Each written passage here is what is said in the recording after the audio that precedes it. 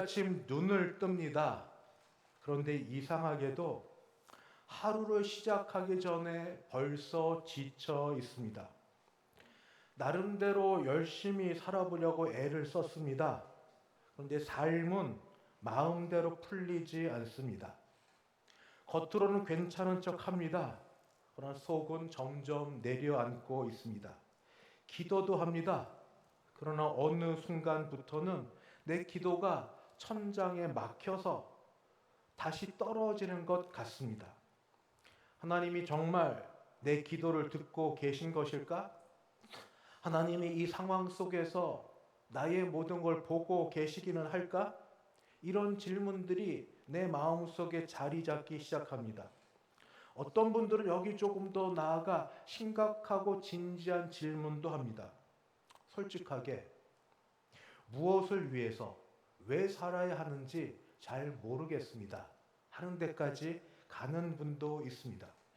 그래서 어떤 분들의 삶은 무언가를 기대하며 사는 것이 아니라 그냥 하루를 버텨냅니다. 기쁨이 아니라 의무로 하루를 그냥 시작하고 자리에 눕습니다. 가족 때문에, 책임 때문에, 혹은 시작된 일이어서 멈출 수 없기 때문에 계속 살아가는 시간들입니다.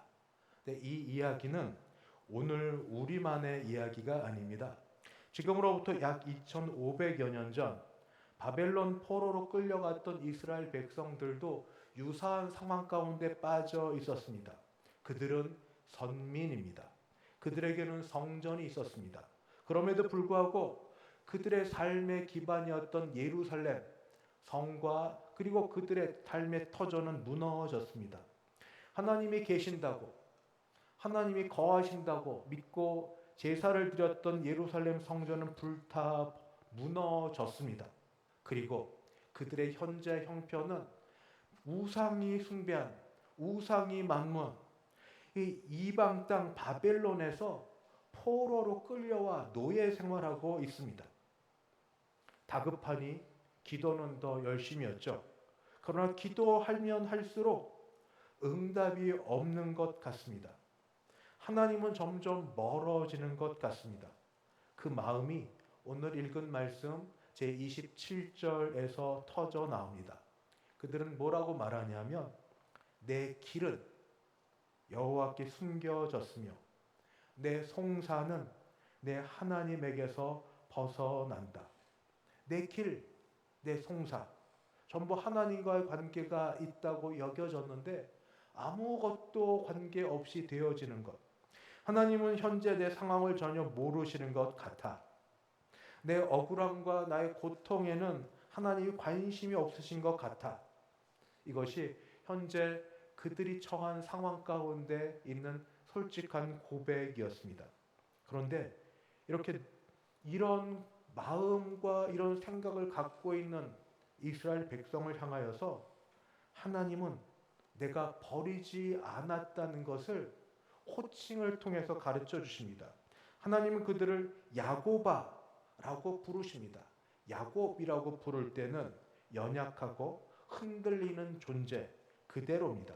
그러나 동시에 이스라엘아라고도 부르십니다. 이스라엘이라고 부르실 때는 하나님의 언약 가운데 있는 존재입니다. 즉 양쪽이 같이 있음을 아시고 인정하십니다. 지치고 흔들리고 있을지라도 그래도 마음 한구석에 하나님을 향해 열려있는 마음, 위태롭지만 그래도 믿음이라고 붙들고 있는 그 자리, 바로 그 자리에서 제가 다시 27절을 읽으면 이와 같습니다. 야곱아 어찌하여 내가 말하며 이스라엘아 내가 이르기를 내 길은 여호와께 숨겨졌으며 내 송사는 내 하나님에게서 벗어난다 하느냐. 이러한 질문 앞에서 하나님은 세 가지로 답변을 해주십니다. 첫 번째는 무엇인가? 바로 하나님이 어떤 분이신가에 대한 하나님 자신에 대한 변호이고 하나님에 대한 소개이고 설명입니다. 그 하나님은 어떤 분이신가? 우리 하나님 아버지는 전능자이십니다. 28절입니다. 너는 알지 못하였느냐? 듣지 못하였느냐? 영원하신 하나님 여호와 땅끝까지 창조하신 이는 피곤하지 않으시며 곤비하지 않으시며 명철이 한이 없으시며. 마치 원망하고 불평하는 듯한 백성들에게 하나님 왜 그런 일이 벌어지는지 일일이 설명해 주시지 않습니다. 왜 그런 일이 일어났는지, 일어난 그 일이 언제 끝날 것인지 말씀하지 않으십니다. 대신에 하나님은 제일 먼저 하나님이 어떤 분이신지를 다시 설명해 주십니다. 그러면서 이렇게 물으십니다. 너 알지 못하였느냐? 듣지 못하였느냐? 이 질문 속에는 하나님의 답답함이 담겨져 있습니다. 왜 자꾸 모르는 사람처럼 그렇게 묻지? 왜 지금 현실 때문에 내가 어떤 하나님인지 잊어버리고 있느냐 하는 것입니다. 이스라엘 백성들 그리고 현재 우리 모두 하나님을 모르는 사람들이 아닙니다. 이미 알고 있습니다. 어릴 때부터 교회를 다녔던 분, 오랜 시간 교회를 다녔던 분들이라면 하나님이 누구신지 알고 있습니다. 수없이 들어왔습니다. 그런데 문제는 들어왔고 아는 이 하나님에 대해서 잊어버리는 데 있습니다. 왜 잊어버릴까요? 현실이 무겁기 때문입니다. 현실이 무거워지면 무거워질수록 그만큼 상대적으로 하나님은 작아져 보입니다. 문제가 커지면 커질수록 하나님은 멀어진 것처럼 느껴집니다. 그래서 결국 이스라엘 백성들이 물어봤던 그런 질문 속에 담겨진 이런 생각까지 이르게 됩니다. 하나님이 정말 알고는 계신 것일까? 하나님이 정말 나를 보고는 계신 것일까? 그런데 이런 질문 속에 원망, 불평, 의심 가운데 있는 그들 그리고 우리를 향해서 하나님이 우리에게 질문을 되돌려 주십니다. 정말 모르냐? 정말 모르는가? 우리가 믿는 하나님, 그 하나님께서 나의 인생 하나 감당하지 못할 분으로 그렇게 지금까지 알고 있었는지, 그 하나님은 지금 말씀하시기를 영원하신 하나님입니다. 상황 따라 그때그때 달라지는 하나님이 아니시고 어제도 오늘도 영원히 동일하신 하나님이십니다. 그때 거기에서 부르시고 사랑하셨던 하나님이 지금 여기서도 여전히 붙드시고 지키시는 그런 하나님이십니다. 그분은 땅끝까지 창조하신 창조주이십니다. 무에서 유를 창조하신 하나님께서 지금 나의 상황 하나 조금도 변하게 못할 그럴 하나님이 아니신 겁니다. 어쩌면 내가 나를 아는 것보다 나를 더 잘 아십니다. 예수님께서 말씀하셨습니다. 너희에게는 머리털까지 다 세신 바 되었나니 오장육부 다 지으시고 나를 만드신 이가 창조주시가 바로 하나님 아버지십니다. 그 하나님은 피곤하지 않으시고 곤비하지 않으십니다. 곤비하다는 건 지치다 하는 겁니다. 하나님은 피곤하지도 않고 지치지도 않으신 하나님이십니다. 나는 지칩니다. 내가 그러니까 마치 하나님도 지쳐 멀어진 것처럼 느껴집니다. 그러나 하나님은 지치지 않으십니다. 내가 무너집니다. 내가 무너지니까 하나님도 무너지는 것처럼 느껴집니다. 그러나 하나님은 무너지지 않으십니다. 하나님의 명철은 한이 없으십니다. 내가 이해하지 못하는 이 상황 속에서도 하나님 분명히 알고 계시고 하나님 틀림없이 일하고 계십니다. 지난 주일 복음의 새 기둥이라고 드린 말씀을 기억하시나요? 교리여서 조금 어렵긴 하지만 세 가지 말씀을 드렸습니다. 하나는 전가, 죄에 대해서 우리 주 예수님이 다 짊어지셨다는 것. 그래서 하나님으로부터 우리 용서받은 자라는 것. 하나는 작정, 창세전부터 하나님이 우리를 작정하여 구원하시기로 계획하셨다는 것.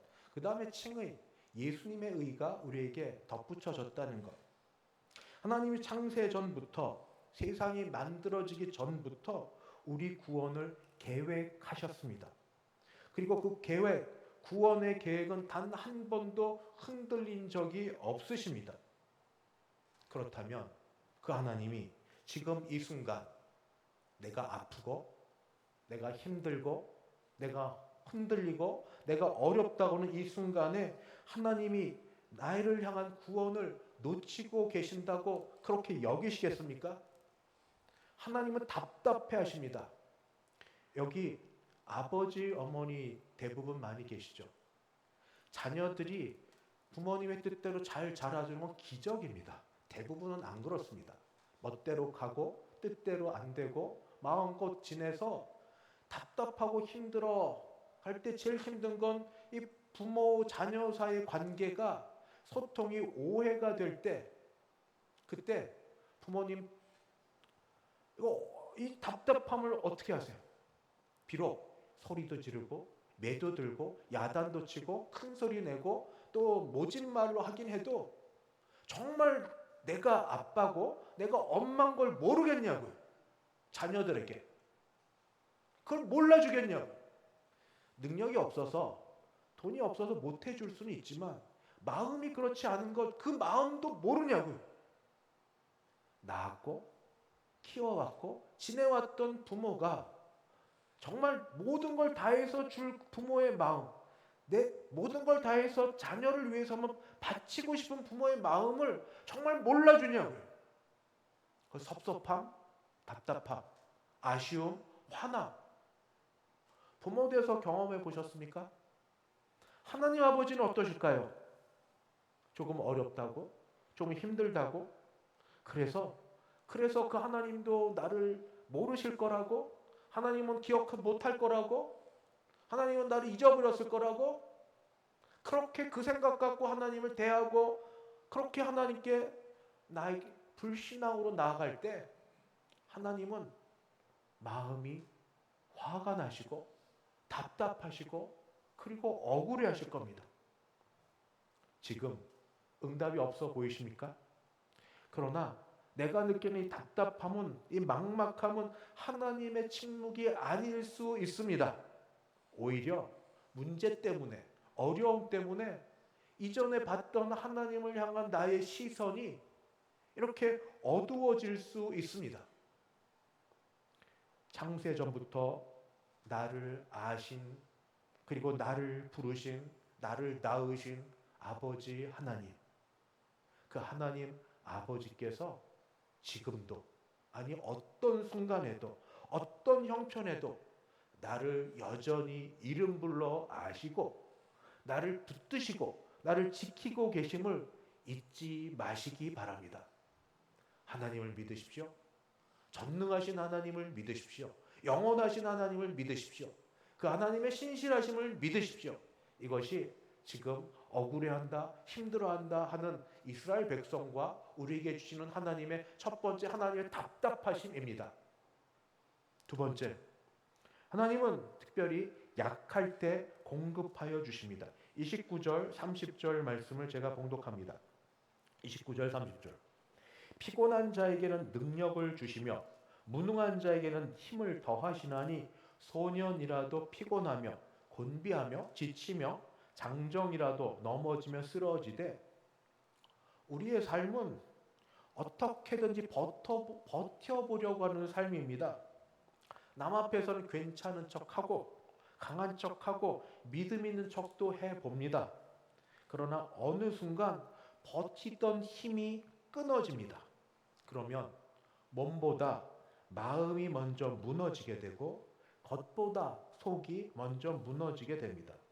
그런데 바로 무너진 그 자리, 거기에서부터 우리 하나님 아버지께서 일하십니다. 하나님은 이미 강한 사람을 더 강하게 만들어주시는 분이 아닙니다. 오히려 도리어 피곤한 자, 지친 자, 아니 지쳐버린 자, 더 이상 자기 힘으로 살 수 없는 자에게, 그래서 하나님밖에 없다고 매달리는 자에게 하나님이 하늘의 힘을 공급해 주시는 분이십니다. 여기 힘을 더하신다는 말은 단순히 보태해 주는 정도가 아닙니다. 하나님이 먼저 찾아오십니다. 그 찾아오실 때 우리가 넘어져서 이제 넘어진 상태에서 일어설 때까지 기다리셨다가 찾아오는 게 아닙니다.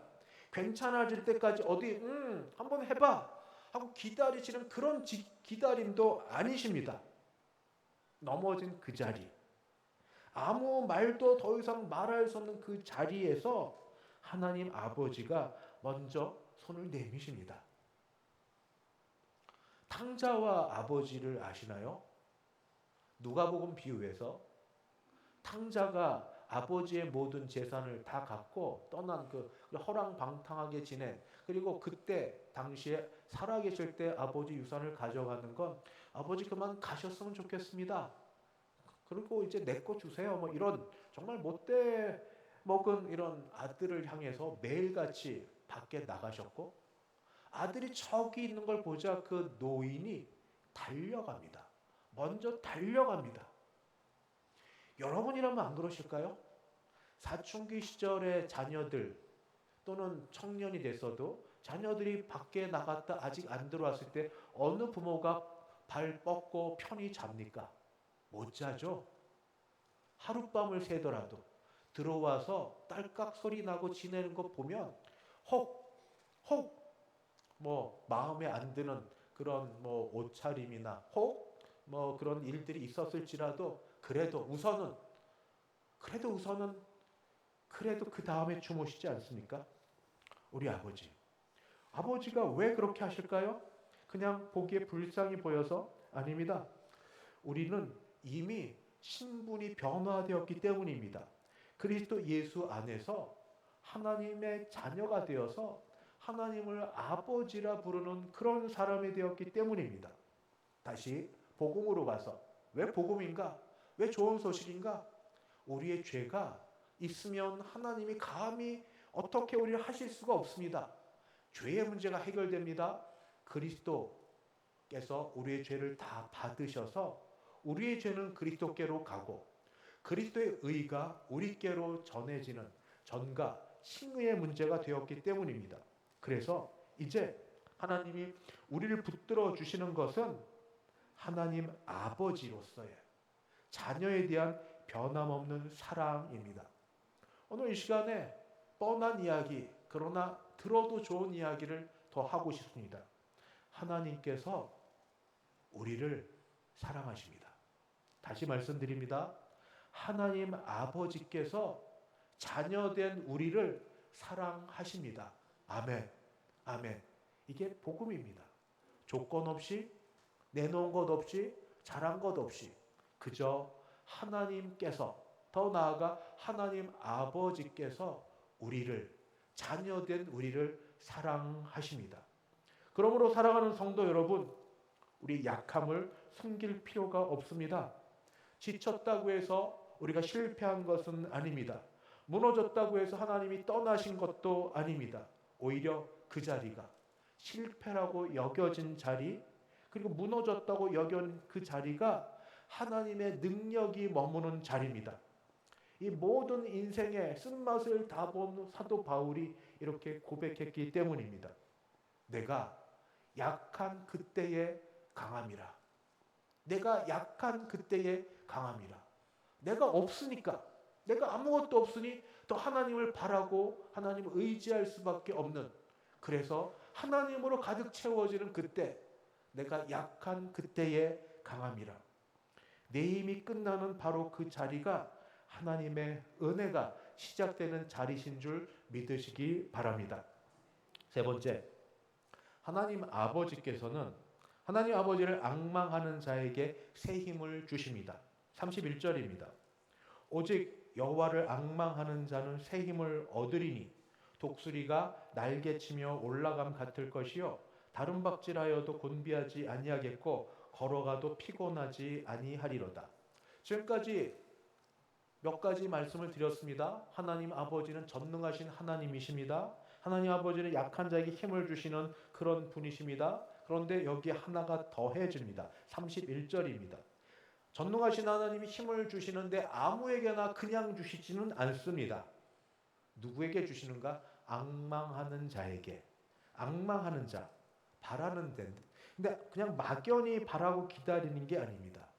시선을 다시 한번 하나님께 두는 자, 그리고 자신의 인생을 다시 하나님께 맡겨드리는 자, 그리고 하나님을 신뢰하며 끝까지 하나님 붙드는 자, 이런 자가 하나님을 앙망하는 자입니다. 내 문제, 과거, 실패, 약함, 무능, 못함, 이런 것에서 눈을 들어서 하나님을 바라보는 자. 나의 남은 인생, 내가 어떻게, 무엇을 하며 어떻게 살아갈까? 이게 아니라 하나님께 나의 인생을 맡겨드리는 자. 그 끝까지 하나님께서 나를 붙드시고 부르셨기에 끝까지 붙드실 걸 믿는 것, 이것이 앙망입니다. 한번 구약을 생각해 보시겠습니까? 이스라엘 백성이 광야길을 가다가 이 죄를 범하여서 하나님이 불뱀을 보내서 물려 죽게 하셨습니다. 그런데 하나님 그 가운데 모세의 기도를 들으시고 놋뱀을 만들어서 장대에 그렇게 세우게 했습니다. 그러니까 불뱀에 물린 자는 어떻게 하면 살아나는가? 모세가 말한 대로 이 장대에 달린 이 놋뱀을 바라보기만 하면 살게 하셨습니다. 그런데 아쉽게도 모두가 다 바라보지 않았다는 이런 강팍함과 불신앙이 그때 있습니다. 근데 예수님께서는 바로 이것을 예수님 당신이 십자가에 달리시는 일로 연결시켜 주셨습니다. 예수님은 십자가와 연결하여 예수님이 십자가에 달리셨는데 십자가에 달린 예수님을 바라보는 자마다 이때 바라보는 건 그냥 여기 달렸네 이런 게 아니라 바라보고 믿는 자입니다. 그냥 눈으로 바라보는 게 아니라 마음으로 믿는 자에게 구원을 베풀어 주신다는 것을 구약에서나 또 신약의 예수님을 통하여서 보여주셨습니다. 그러나 우리는 또 압니다. 이 믿음조차도 우리에게서 나온 것이 아니라는 것을, 하나님의 은혜라는 것을 압니다. 하나님은 우리에게 믿음을 주실 때 하나님이 우리가 하나님을 향하게 하십니다. 그래서 잠깐 눈만 한번 들면, 마음만 잠깐 열면 은혜의 자리 하나님 능력 주신 하나님을 바라보게 하십니다. 여러분 무시하지 마시고 그냥 지나치지 마십시오. 하나님께서 수도 없이 사인을 주셨고 여러 번 기회를 주시고 그리고 알게 하시고 듣게 하십니다. 가장 대표적인 건 교회 예배입니다. 댁에서도 예배 드리실 수 있지만 함께 와서 예배하는 가운데 말씀이 있고 그리고 예배에 오신 여러분들의 얼굴을 보고 교제하는 가운데 성도의 교제가 있습니다. 여러분 댁에서도 직장에서도 또는 학생이든 학교에서도 하나님께서 여러 번 여러 방법으로 보여주십니다. 우리가 눈을 감고 마음을 먹고 안 보기로 작정을 하고 그런 느낌과 사인이 있어도 나는 아니야, 나는 더 이상 못해 하고 마음을 먹고 있어서 아니지요.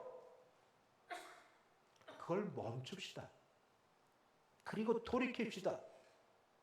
눈만 들면 마음만 열면 온 세상이 은혜 천지입니다. 하나님이 함께 하시는 증거들 뿐입니다. 바람도 그리고 공기도 태양도 주변의 사람도 한 끼 식사도 옆에 있는 우리 가족도 하루의 삶도 마음만 조금 열고 바라만 보면 하나님 베푸시는 은혜들로 충만한 세상이 그리고 말씀이 우리 가운데 있습니다. 그래서 이제 할 일은 문제 바라보는 게 아니라 하나님을 바라보는 것입니다. 사랑하는 성도 여러분, 지금 있는 자리에서 주저앉아 과거를 바라보고 상처만 쓰다듬고 나는 원래 이래 하고 자기 합리화하며 지내지 마십시오. 나중에 하나님 앞에 가서 그게 핑곗거리 되지 않습니다. 내가 수없이 기회를 줬는데, 내가 수없이 보여줬는데, 내가 수없이 알게 해주셨는데, 광야에서는 놋뱀이 바로 그러했고 우리에게는 우선 예수님의 십자가가 그러하고 십자가에서 예수를 믿은 우리도 시험 들고 어렵고 그럴 때도 눈만 들기만 하면 하나님의 은혜로 가득한 것을 보게 하시는 줄 믿습니다. 하나님은 그렇게 하나님의 은혜를 바라보는 자에게 약속하신 것이 새 힘입니다. 새 힘. 독수리가 날개치며 날 때 독수리는 자기 힘만으로 날지 않습니다. 보이지 않는 바람을 타고 날아갑니다. 성도는 자기 힘으로 사는 사람이 아닙니다. 하나님의 은혜로 사는 사람이 성도입니다. 하나님의 은혜를 힘입어서 은혜의 바람을 타고 날아다닙니다. 근데 오늘 말씀에 보면 재미있는 것이 올라가기만 할 뿐 아니라 걸어가는 말씀도 있습니다. 오직 31절 여호와를 앙망하는 새 힘을 얻으리니 독수리가 날개치며 올라감 같을 것이요 올라가기도 하고 다른 박질하여도 곤비하지 아니하겠고 걸어가도 피곤하지 아니하리로다. 올라갈 뿐 아니라 다른 박질도 하고 걸어도 갑니다. 그래서 우리 인생은 독수리 날개치며 올라가는 것처럼 솟아오르는 기적이 있기도 합니다. 그러나 대부분의 삶은 걸어가는 삶입니다. 뚜벅뚜벅 한 걸음 한 걸음. 특별한 기적이 매일같이 있지 않습니다. 오히려 기적이 있을 때는 고난의 삶입니다. 엘리야에게 떡을 주실 때가 엘리야가 평안한 때입니까? 오히려 아주 어려울 때 기적이 임하는 겁니다. 사실은 일상의 삶이 기적이 아닐까요? 별일 없어 보이는 게 기적이 아닐까요? 아파봐야 압니다. 잃어봐야 압니다. 현재가 얼마나 기적의 삶인지, 현재가 얼마나 대단한 놀라운 일인지. 아프기 전에는 그냥 이게 그냥 삶이고 잃어버리기 전에는 그냥 보통의 삶이었지만 중요한 걸 상실하고 아파보고 나서는 그냥 일상의 삶이 얼마나 기적 같은 삶인지요. 그래도 특별한 기적이 아니어도 상황이 갑자기 바뀌지 않아도 오늘 무너지지 않고 뚜벅뚜벅 한 걸음을 걷게 하는 힘, 그것이 하나님이 주시는 새 힘입니다. 사랑하는 성도 여러분, 한 걸음이면 됩니다. 한 걸음이면 됩니다. 두 걸음, 네 걸음 뛰는 것 말고 한 걸음이면 됩니다. 한 걸음. 예수를 바라보고 믿고 한 걸음. 그래서 오늘 다시 결단합시다. 내 힘으로 그저 버티며 사는 삶이 아니라 주님을 앙망할 때 새 힘을 주실 터이니 주를 바라보고 한 걸음 걷기를 다시 결단합시다. 말씀을 맺습니다. 우리 하나님 아버지는 전능하신 분이십니다.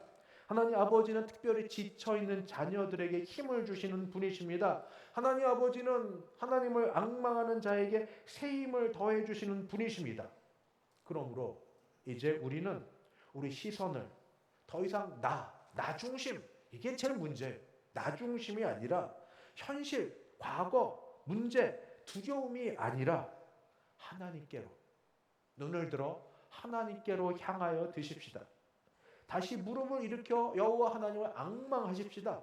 그러면 하나님은 때로 우리를 독수리 날개치며 날아오듯도 하게 하시지만 그러나 사실은 더 놀라운 기적, 평범한 하루하루의 삶을 기쁨으로, 감사로, 은혜로 시작하여 마치게 하십니다. 현실 가운데 하나님의 이러한 능력과 은혜를 경험하시고 오늘 주시는 말씀 가운데 다시 시선을 하나님께로 돌리기로 작정하셔서 하나님으로 말미암아 새 힘을 얻고 일어서서 걸어가시는 또는 달려가시는 우리 모든 성도님들 되시기를 주의 이름으로 축원합니다. 아멘. 기도하겠습니다. 주여, 우리의 형편과 사정을 아시는 주님,